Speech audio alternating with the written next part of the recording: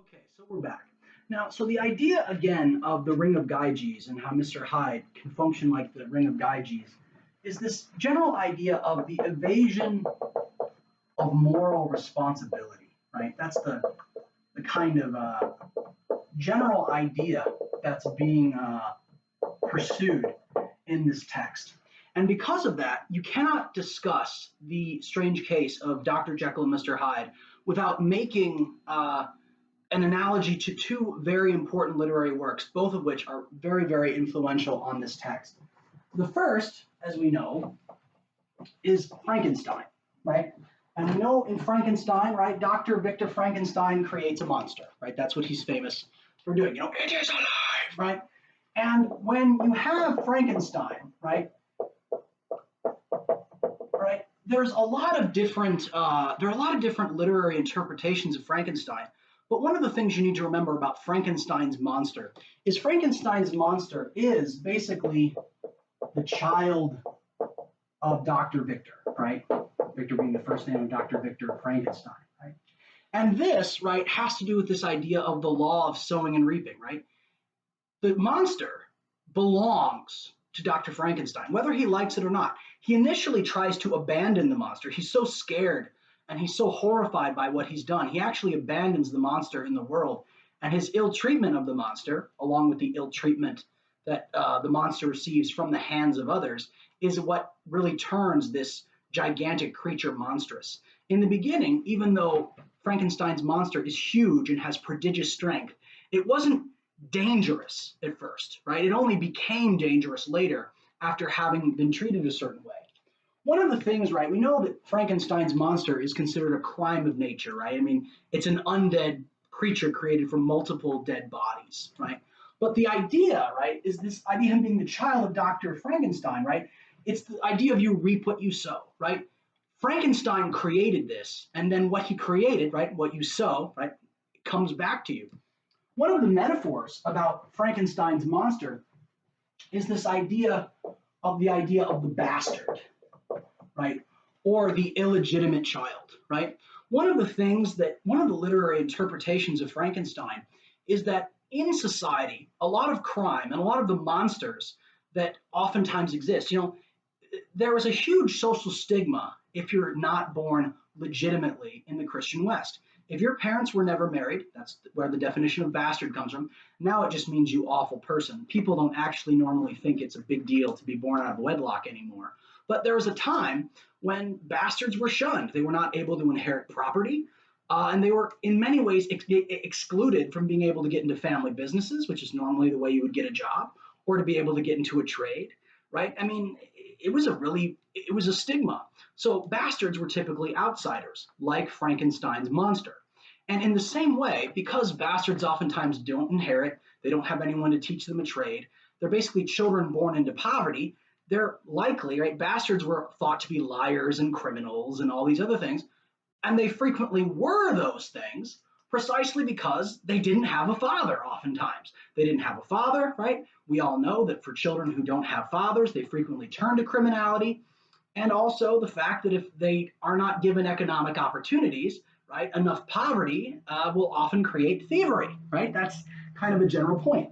In the same sense, Frankenstein's monster, this idea of you reap what you sow, you created this monster, you didn't deal with it, you didn't care for it the way you were responsible to care for it, and then it came back to bite you, or in this case, put its hands around your neck, right? Again, Frankenstein, right? This theme of something you create, a monster you create, grows beyond your control. And in that sense, right, we see how Mr. Hyde is very much the monster that Dr. Jekyll created. In a sense, his child, right? Hyde does seem younger, even though he's another part of himself, also grown beyond his control, right? But the other idea of this idea of evasion of responsibility and the consequences of trying to avoid this immutable law of the universe can also be seen in the novel by Oscar Wilde, and that is The Picture of Dorian Gray. For those of you who haven't read this book, I highly recommend it. It is a fabulous read. Oscar Wilde is an absolutely wonderful author. And Dorian Gray is a story of a young man who has an angelic face. I mean, he's 19 and he looks beautiful, right? He looks like a perfect angel. He literally looks like someone you would paint to be the representation of an angel. He's so physically beautiful and youthful in his appearance. In this particular novel, Dorian Gray, after having his portrait painted by this painter by the name of Basil, right, he looks at the painting and realizes the painting will be forever young. And he makes a wish that the painting would age instead of himself. And as many works of fantasy and interesting works of fiction, this premise, this wish, comes true. And the painting begins to age instead of Dorian. But in the picture of Dorian Gray, the painting does not just change with age, it also changes, it becomes a reflection of Dorian Gray's soul. So the more evil that Dorian Gray does, the more the picture begins to change and it begins to grow not only old, but also hideous, deformed, like the ugliness of Edward Hyde. He keeps the painting secret. No one knows about it. And he ends up living this kind of double life, similar to Jekyll and Hyde. But a lot of people never suspect him of being being evil because he looks innocent. They think that because people reap what they sow, if he did a lot of the bad things that people started whispering that he was doing, surely it would somehow show in his body. Somehow he would look corrupt. But all of the signs of corruptions end up going to the painting and not to Dorian Gray himself. And he begins to escape the consequences of this action, and this only leads him to more and more evil. I'm not going to ruin the full text of the novel for you because it's really worth reading, and it's just such a fabulous piece of literature. But the very first event that stains Dorian Gray has to do with the fact that he breaks off an engagement with a young woman. He meets this actress who he falls in love with, and he wants to show her off to his friends. He takes his friends to this performance by this actress, and because she's in love, she doesn't have her game that night, and she acts terribly, and she embarrasses him with how poor her performance is. And so in a fit of rage, he breaks up with her. And because she's so devastated by being broken up with by Dorian, she commits suicide. When this suicide happens, Dorian Gray is utterly stunned by it, and he is mortified, and he's like, oh my gosh, what have I done? And the thing was, before he finds out about her suicide, Dorian Gray actually makes the decision to go back to her, to say she's sorry, to marry her anyway, and to forgive him for being such a beast. But she kills himself, unfortunately, that night before he can go to her the next morning and apologize for his terrible treatment of her. In this situation, right, Dorian has a choice to make morally. He can publicly atone for his sin. He can go to the family. He can say, I'm so sorry. He can say, he can offer them some kind of restitution or whatever. But the thing is, right, one of his friends, a friend who's not a very good influence, says to him, oh, no, no, no, no, no, no. No one knows you're connected to that girl. You don't want to be connected to that scandal. You need to keep this a secret. And because no one knows you did it, no one even has to know that it was real. No one even has to know that it happened, right? It is this at this point when Dorian realizes that it can be as if he's done this terrible thing, but be as if it never happened and treat it like it never happened, this begins him down the dark path, right? The dark path of him toward becoming a more evil and evil person. The next time he sees his painting, he notices it's not smiling anymore. It's twisted into a frown. And that's the beginning of the long and dark journey for Dorian Gray. The reason why this is important in terms of Jekyll and Hyde is that in the beginning, right, Dorian, who is angelic, right, the idea is that the real monstrosity comes when he thinks that he can separate the sowing from the reaping. He's done this thing, right? He's used this girl. He probably slept with this girl, which is part of the reason why she's going to be expecting him to marry her. So in a certain sense, she's ruined in terms of her worth in the Victorian, or it's not actually Victorian, it's earlier than that. This is 1790 when it's published. But she's ruined, her prospects for marriage because of the scandal are likely to be ruined, and she thought he'd be the only one who would ever love her, who would save her from her life of poverty, right? But he thinks that he can escape the shame, escape the embarrassment, escape the consequences. It is the effort to escape consequences rather than repenting and atoning for his sin that lead to Dorian's life becoming the disaster that it does. And it's in the same thing with Frankenstein, who creates this monster, who hides it, who tries to avoid the scandal of what he has done, and it grows beyond his control. in Dr. Jekyll and Mr. Hyde, Dr. Jekyll, who has this desire in some ways to evade moral responsibility for his own actions, the real break, the real definitive thing that sets on the path, is the desire to separate action from consequence, to separate reputation and action from morality, right? And the ability to kind of live consequence free in spite of what you have done. One of the things that's interesting about Oscar Wilde and about the relationship between it and the later text by Robert Louis Stevenson and the picture of Dorian Gray has to do with this idea that what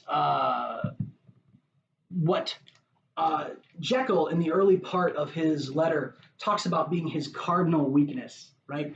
And he talks about having an impatient gaiety of disposition, right? This is one of the most important lines of the whole text, and this is kind of how this text particularly relates to Dorian Gray and some of the other texts, is that this idea of the impatient gaiety of disposition, right? The term gaiety, right, comes from the word gay, meaning happy. But by the 1880s, the term gaiety has begun to take on a whole nother meaning. Gaiety, right, and as we know now, the term gay oftentimes refers to people who are homosexual. It didn't necessarily mean that at the time. But what it did mean, even by the 1880s, is gaiety was often associated with the idea of sexual intemperance and immorality, right? That loose living, right? And one of the ideas, and this is an important phrase that you should know, is this idea of to sow wild oats. To sow wild oats, it's kind of, if you're wondering if the analogy means the thing that you're thinking it means, yeah, it means producing bastards, right? Wild oats means, scattering seed in a field that is not your own, right? And the idea of sowing wild oats, right, this idea of the sexual intemperance, the idea, right, is that young men, particularly in this time, right, young men who frequently got away with a lot of what they did. There's another example of young men being like this in Victor Hugo's classic novel, Les Miserables, where gentlemen, when they're young, will often have a mistress before they get married. They'll meet a young girl who is maybe poor. They'll lavish presents on her. This happens to Fantine in Les Miserables. And they, in their youth, before they get married, before they settle down, they basically sow their wild oats and they do a lot of sexual experimentation in order to quench their thirst about human sexuality. And then they leave the woman and then they go and they have a dignified life, marrying someone who's a virgin and marrying someone who is of means, who's, in their own social class. This is a very common thing. And a lot of people blamed a lot of social ills on this, right? That because there was a double standard of sexual morality between men and women, particularly in the 18th and 19th centuries. And in that sense, right, this was creating their own problem, creating monsters, right, bastards, criminals, creating poverty by fatherless children, right? I'm not calling fatherless children monsters, but they would often grow into that because of the lack of care and because of the impoverished situations. But also, right, this idea of gaiety being associated with sexual morality was also very much a part of this Victorian idea of restraint, right? And this idea of gaiety being a representation of sexual intemperance, not restraining yourself, sexual immorality, becomes particularly important in the way Freud and or not Freud personally, but people who read this book in a Freudian way would see this book very much in the vein of sexual repression. The theme of sexual repression actually has not really been, it's very commonly associated with this text, but there's nothing really that seems very sexually repressed about it, really until we get to this point. This is the point when that explanation actually seems to have some credence because of the words Henry Jekyll decides to use.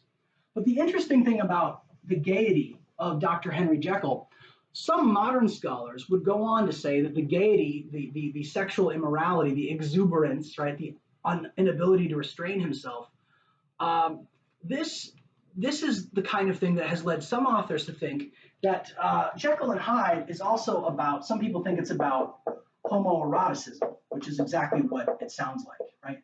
That Dr. Jekyll would be gay in the modern sense of the term gay, and that this is that other person, this repressed desire is this dark desire is represented by Mr. Hyde.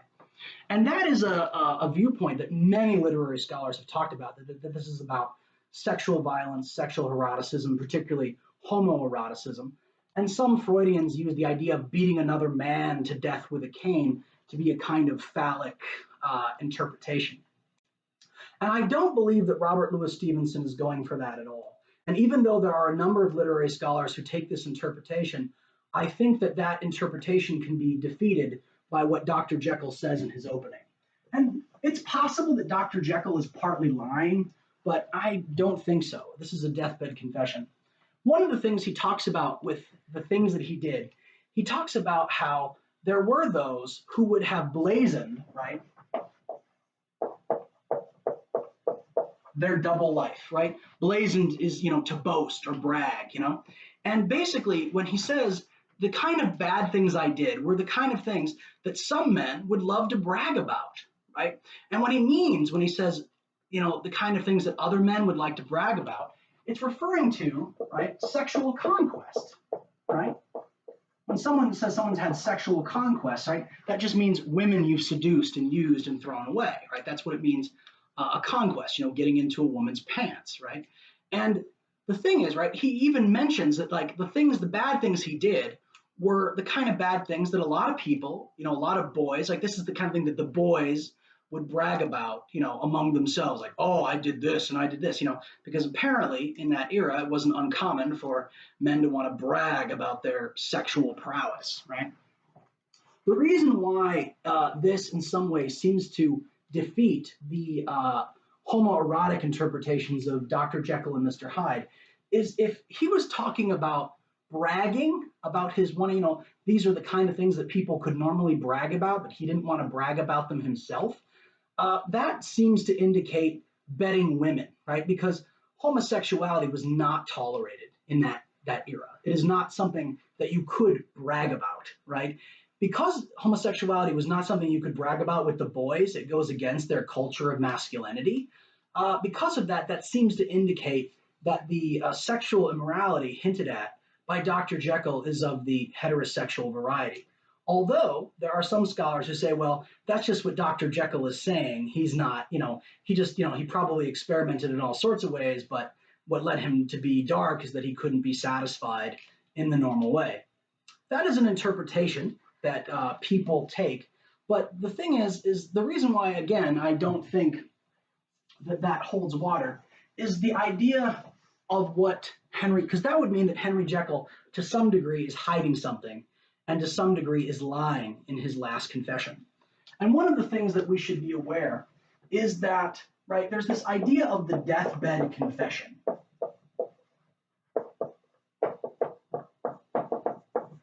The deathbed confession, or the dying declaration, as it's often referred to in law, it's always assumed, like, if a person is about to be put to death and make a dying declaration, like, I actually killed these 3 other people that you never caught me for, dying declarations are always assumed to be true. It's assuming that when someone is purging their conscience before death, getting ready to meet their maker, right? Henry Jekyll even says, I consider this to be the last hour of the life of Henry Jekyll. It is assuming that Dr. Jekyll is probably not lying about the nature of his sins. He's inferring to them, but he's not lying about them. And that's a very Victorian thing to do, to infer, because he's very vague in talking about them for sure. But that's just kind of the Victorian style. One of the things that becomes particularly important about this, though, is if we believe this is a dying declaration, and we believe that this dying declaration is true, his comment about the fact that he could have been bragging about it but didn't want to brag about it, that seems to indicate that it's not necessarily about repression as homosexuality. But the key idea, though, is that as many people have interpreted this text, one of the things that we need to understand, and this is a very, very, very important idea. One of the reasons why some people have turned and viewed, and this is what I believe is some of the source of the confusion about Dr. Jekyll and Mr. Hyde, is that the idea of sexual energy being represented by Mr. Hyde is this idea that kind of views sex as evil, right? Right. Basically, right now you have to understand that back then, fornication, which is the word, this is the word that is used for the sin of sexual intercourse outside of marriage, right? Fornication was considered evil in and of itself back in 1886. They didn't need, right? But here's the thing: as the culture has changed, and as people don't think of sexuality or sex outside of marriage as being something inherently bad, that's kind of a way in which our social mores have largely changed. By the way, guys, church still teaches it's a sin, and the church is right. But the important thing is that as the sense of the loss of the sense of fornication as being more immoral, people don't think of it that way anymore. Like, what does it matter if two people live together? It's their business, blah, blah, blah, blah, blah, right? The idea of sex as evil no longer kind of follows in the modern mind. And by the way, the church doesn't teach sex as evil either. It just wants people to be married and responsible, right? But the key idea is that as people lost the sense of fornication as being an evil thing, right? The literary mind said, well, we now have to view sexuality through a dark lens because Hyde has to be the representation of some kind of evil sexuality, right? So one of the interesting things is because fornication is no longer considered bad, the Freudians then say, well, oh, he must be talking about homoeroticism.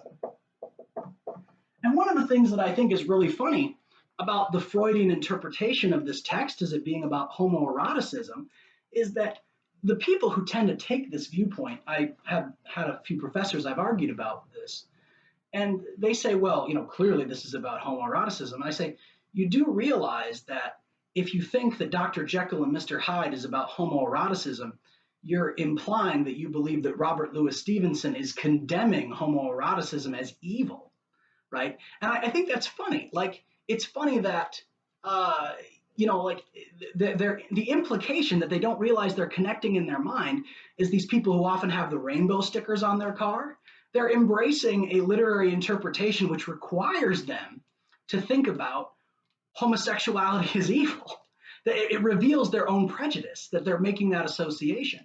And the reason why that's a mistake is because, not because I agree with their position on homosexuality, but because they don't fail to see that for the mind like Robert Louis Stevenson, who's writing during the Victorian era, all sexuality is tainted, particularly outside of marriage, right? And so to assume that it's talking about homosexuality is to ignore the cultural context in which Robert Louis Stevenson is writing.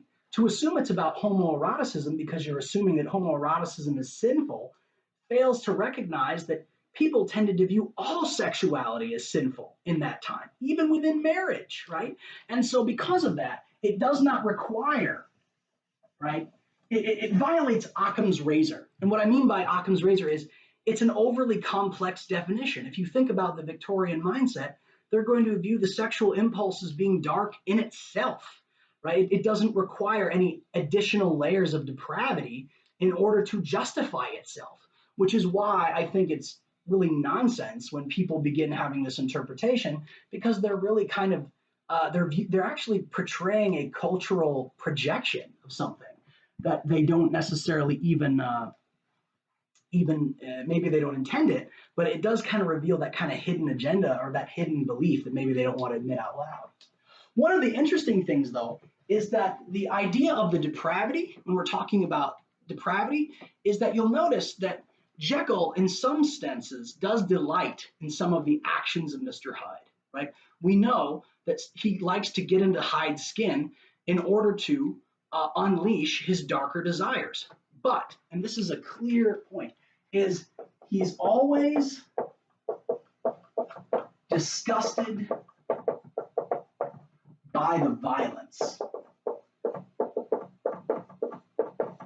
right? He's always disgusted by the violence.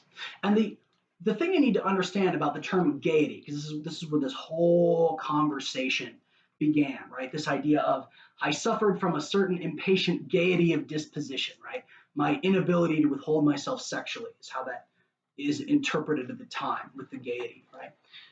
Gaiety in the 1880s, it did refer to sexual immorality, but it very deliberately and very particularly refers to visiting prostitutes, sex workers, if you don't know what a prostitute is, right?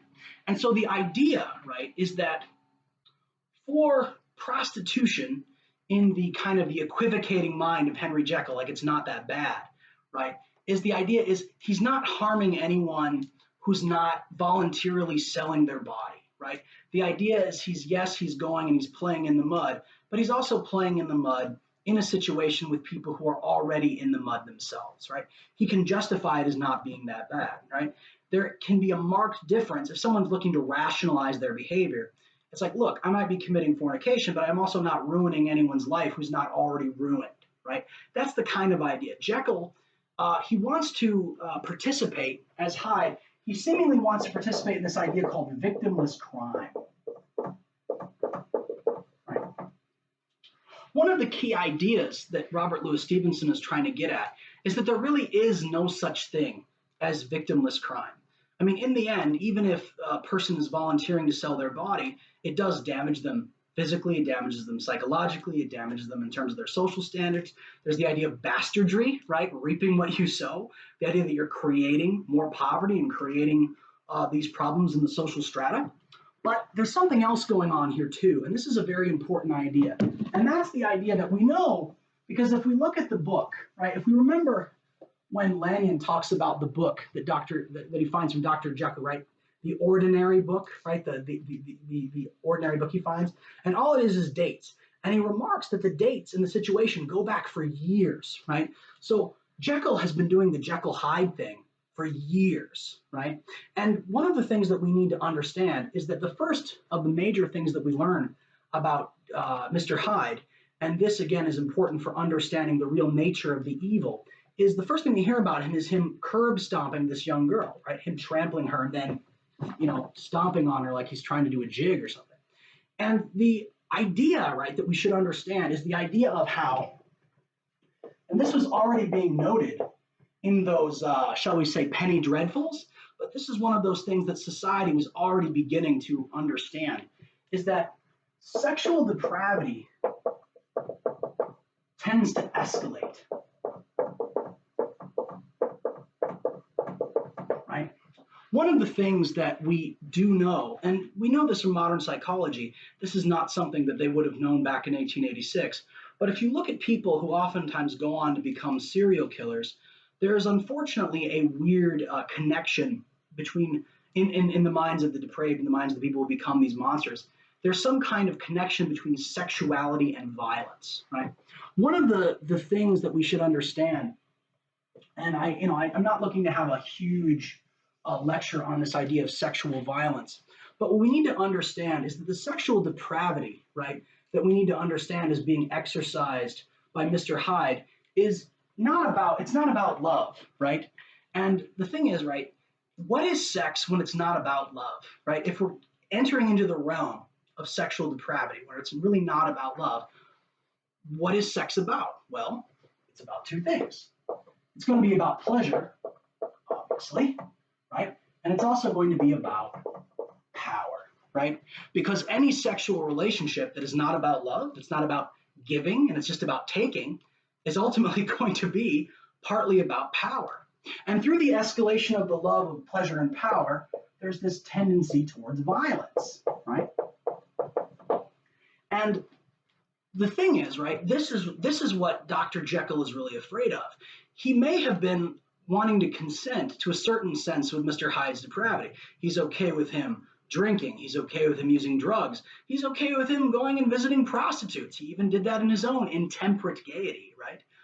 But, right, the thing where it becomes a problem, where he becomes really afraid of it, is when it begins to get out of control. And it begins to get out of control when it begins to escalate to violence, right?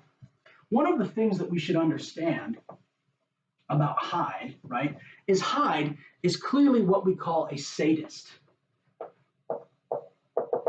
right? That means he enjoys inflicting pain, right?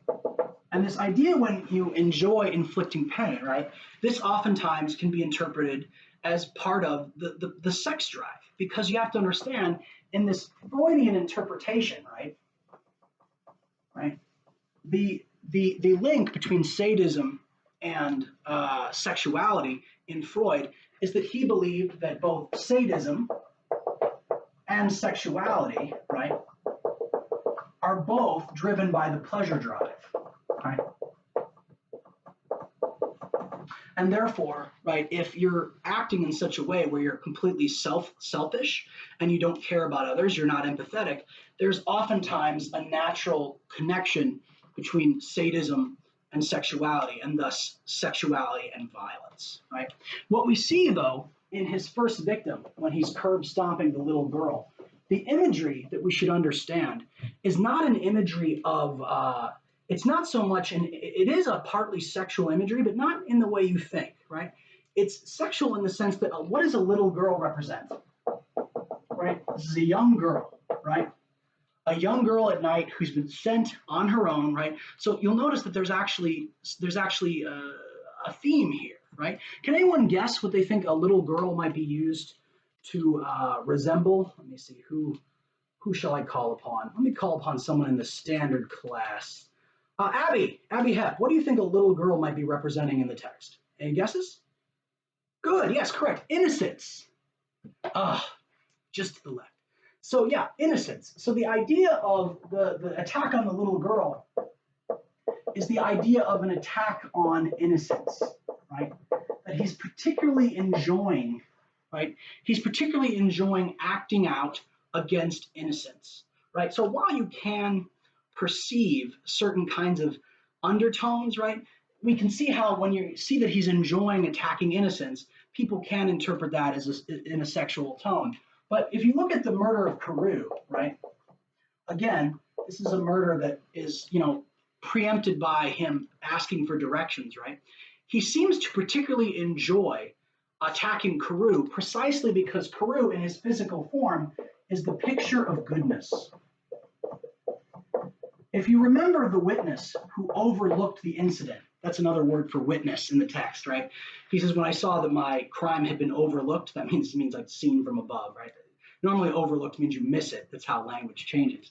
But the idea, right, is that in both cases, right, we see that there is this action. It's not, as much as people want to take this sexual interpretations, in both cases, it is mainly about evil hating good and taking pleasure, harming innocence or harming goodness itself, right?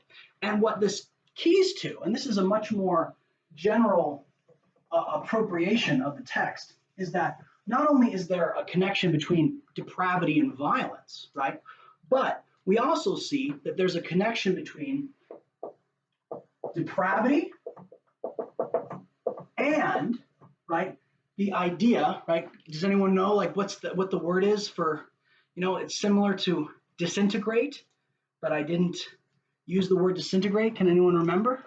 What was the word? I said it was similar, right? Degradation, right?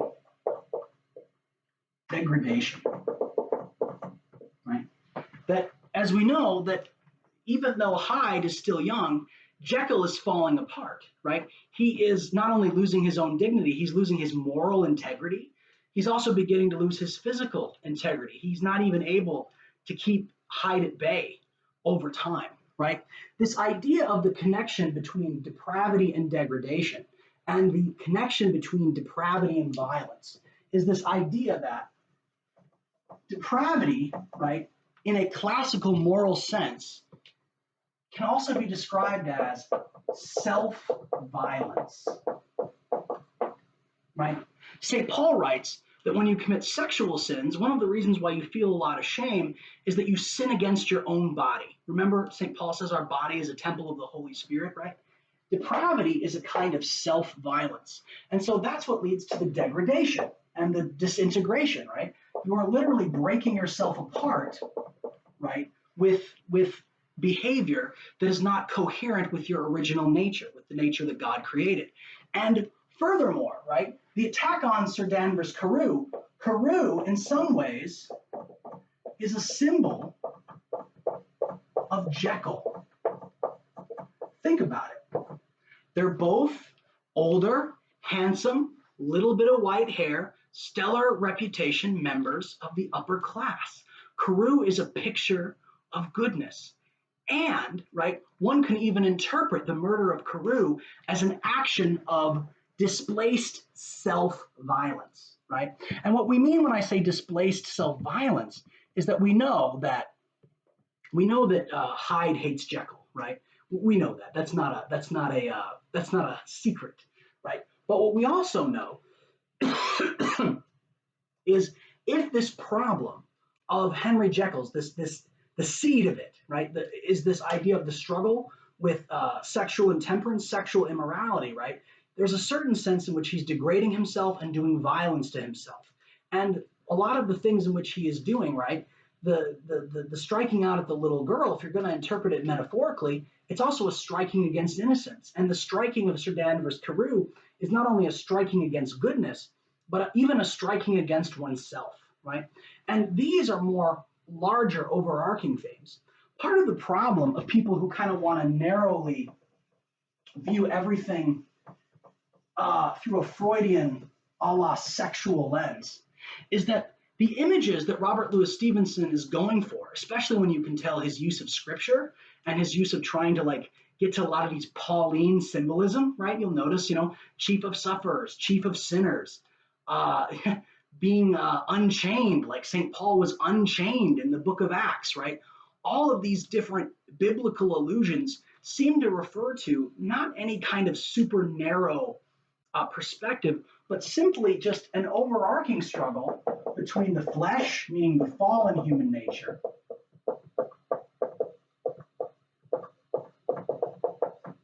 and the spirit, right? The redeemed human nature, right? And the reason why we can disagree with some of the overly sexual interpretations of Robert Louis Stevenson is not because sexuality isn't a part of it, right? It absolutely is. But if you want to say, oh, this is just about sexual violence, or this is about repressed homoeroticism, or if this is even just about repressed sexuality, then we seem to often miss that the overarching themes that Robert Louis Stevenson is going for are way bigger than any of those more narrow interpretations. They include sexual depravity. They include sadism. They include the inability to have temperance. They include the battle between the flesh, right, the concupiscent desires of the flesh and the truer desires of the heart. All of that is included. But if you focus on any one of those things solely without looking at the context of the rest, you're actually reducing Dr. Jekyll and Mr. Hyde to something that's a little too narrow, right? To say that this is about homoeroticism because he beats a man to death with a cane and the cane is somehow a phallic symbol, come on, right? Especially when you can think about the idea of the fact that this depravity has been the thing that has been unhinging him from the very beginning, and the idea that Carew is in many ways like a mirror image of Henry Jekyll, right? This is much more, the deeper symbolism is more of a self-hatred, right? A huge themes of self-hatred. And while some people think because of that self-hatred, this is about him being homosexual, right? People can hate themselves for their sexual desires without being homosexual, right? People can struggle with sexual urges regardless of what their sexual orientation is. However, this is the strongest argument for that. The absolute strongest argument that can be made for Dr. Jekyll and Mr. Hyde actually being about homoeroticism is the fact that the idea that Dr. Jekyll seemed to be unable to meet his desires in a kind of quote unquote normal, socially acceptable way. The fact that Dr. Jekyll is a handsome, eligible bachelor who never gets married. I mean, normally, like marriage in the Victorian era, it's thought of as the remedy for concupiscence. And as the remedy for concupiscence, right? Now, there are different ways in which people mean this, right? The way the church means this, marriage is the remedy for concupiscence, is marriage is the way where people learn to love with their bodies rather than to just indulge themselves. But in the Victorian belief of it, which is not in line with Catholic teaching at all, because you got to remember, Victorians are all about Calvinism and shame and the body is bad and sex is bad, and none of that's a Catholic view. But their view of marriage being a remedy for concupiscence in the Victorian era is that it's kind of like a pressure release valve, right? It's just a place where you can basically let loose your natural carnal desires in a way that's, because it's a little bit more ordered, it doesn't make a mess, right? You just scatter your seed in your own field. No wild oats here, right? That's actually an extremely narrow and pessimistic view of human sexuality, which was extremely common in the Victorian era. And this also is probably the way in which Robert Louis Stevenson views sexuality as well. One of the things we may remember about Robert Louis Stevenson is that he was a Presbyterian, right? And of course, I'm going to forget how to spell Presbyterian right now. But he was a Presbyterian, and the significance of this was, in spite of being a Presbyterian, he defended St. Damien of Molokai against his detractors, including the Reverend Dr. Charles McEwen Hyde, who was a very famous scholar, Presbyterian cleric. But as a Presbyterian, you need to understand that Robert Louis Stevenson was a Calvinist. And as a Calvinist, he believed in total depravity, right? And total depravity has a very dark view of the human body and of human sexuality, right? A lot of Calvinists viewed sexuality as the embodiment of original sin, right? Like a lot of people believed it even was the original sin, and that that's what the apple was a metaphor for, was human sexuality. And so because of that, we already know that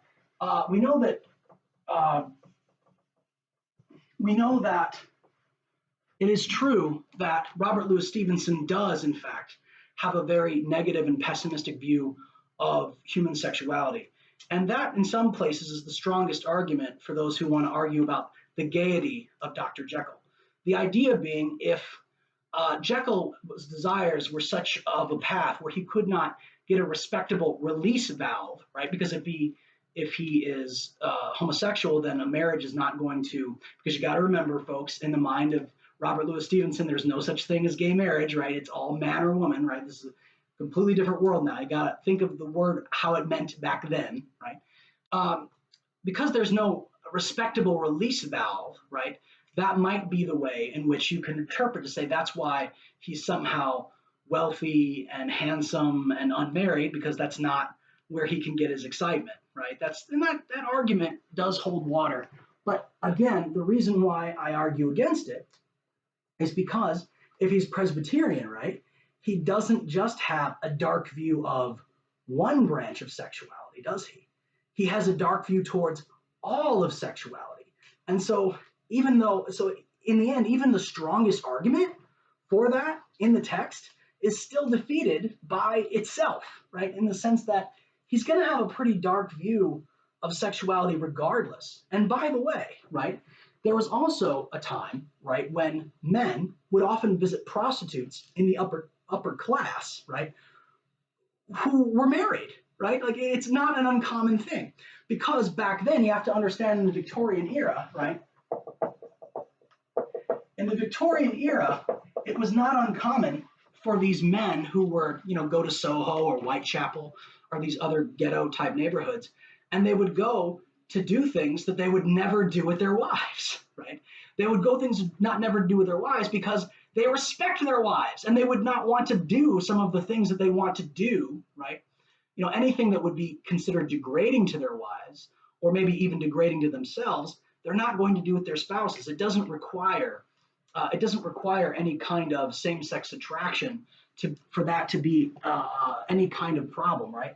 And that's the thing, right, is that there is absolutely no doubt, right, that this text in some ways is a metaphor for sexual repression and sexual perversion.